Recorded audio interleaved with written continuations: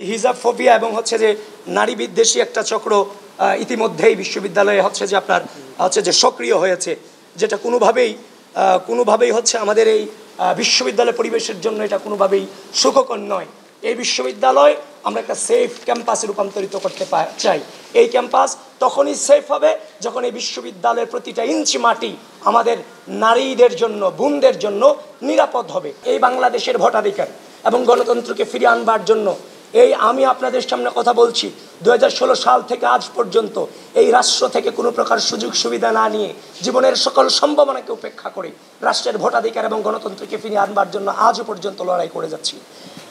হাসিনা চলে গেছে, এই ঢাকা বিশ্ববিদ্যালয়ের মাটি থেকে আমরা আশা করছি গণতন্ত্র এবং ভোটাধিকারের সূচনায় ঘর ঢাকা বিশ্ববিদ্যালয় থেকে হবে।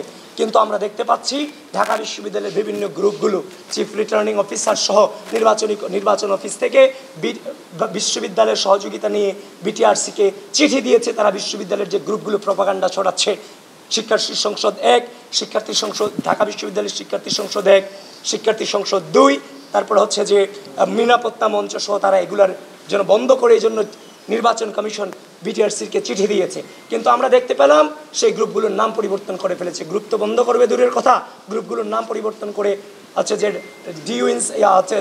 শিক্ষার্থী সংসদ রাখা হয়েছে, ঢাকা বিশ্ববিদ্যালয় বাদ দিয়ে শিক্ষার্থী সংসদ রাখা হয়েছে।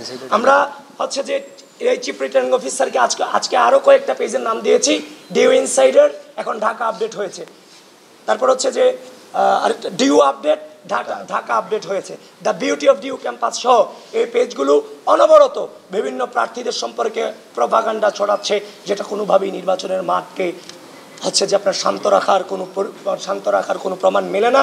এটা ঘৃণা চর্চা হচ্ছে। এই গ্রুপগুলো যতক্ষণ না পর্যন্ত বন্ধ হবে ততক্ষণ পর্যন্ত আমরা সেফ ফিল করছি না। অতি দ্রুত কয়েক ঘন্টার মধ্যে আমরা চিফ রিটার্নিং অফিসারকে বলেছি আপনারা এটা সম্পর্কে সিদ্ধান্ত দেবেন, কারণ আপনাদেরকে ঢাকা বিশ্ববিদ্যালয় প্রশাসনই আপনাদেরকে এই জায়গায় বসিয়েছে। অবশ্যই প্রশাসন আপনাকে সহযোগিতা করছে। যদি ঢাকা বিশ্ববিদ্যালয় প্রশাসন আপনাদেরকে সহযোগিতা না করে, সেটাও ঢাকা বিশ্ববিদ্যালয়ের শিক্ষার্থীদের কাছে সম্মুখে বলতে হবে যে আমরা অসহায়, আমাদেরকে সহযোগিতা করছে না, সে অনুযায়ী আমরা ব্যবস্থা গ্রহণ করব। লাস্ট ওয়ান, হিজাব ফোবিয়া। আমরা আশেপাশে দেখতে পাচ্ছি যে হিজাব ফোবিয়া এবং হচ্ছে যে নারী বিদ্বেষী একটা চক্র ইতিমধ্যেই বিশ্ববিদ্যালয়ে হচ্ছে যে আপনার হচ্ছে যে সক্রিয় হয়েছে, যেটা কোনোভাবেই হচ্ছে আমাদের এই বিশ্ববিদ্যালয় পরিবেশের জন্য এটা কোনোভাবেই সুখকর নয়। এই বিশ্ববিদ্যালয় আমরা একটা সেফ ক্যাম্পাসে রূপান্তরিত করতে চাই। এই ক্যাম্পাস তখনই সেফ হবে যখন এই বিশ্ববিদ্যালয়ের প্রতিটা ইঞ্চি মাটি আমাদের নারীদের জন্য, বোনদের জন্য নিরাপদ হবে। যেই মাটিতে নারীরা নিরাপদ থাকে সেটাকেই নিরাপদ ক্যাম্পাস বলা হয়।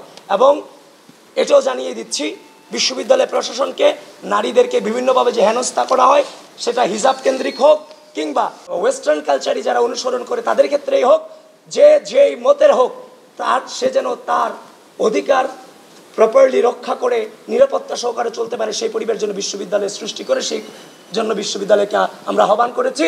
কারণ চট্টগ্রাম বিশ্ববিদ্যালয়ের যে সান্ধ্যকালীন আইন করেছে যে 9টার পরে 10টার পরে কোনো মেয়ে বিশ্ববিদ্যালয়ে থাকতে পারবে না, ঢাকা বিশ্ববিদ্যালয় তথা ডাকসু সেই আইনকে কোনোভাবেই মেনে নেবে না। ধন্যবাদ আপনাদের।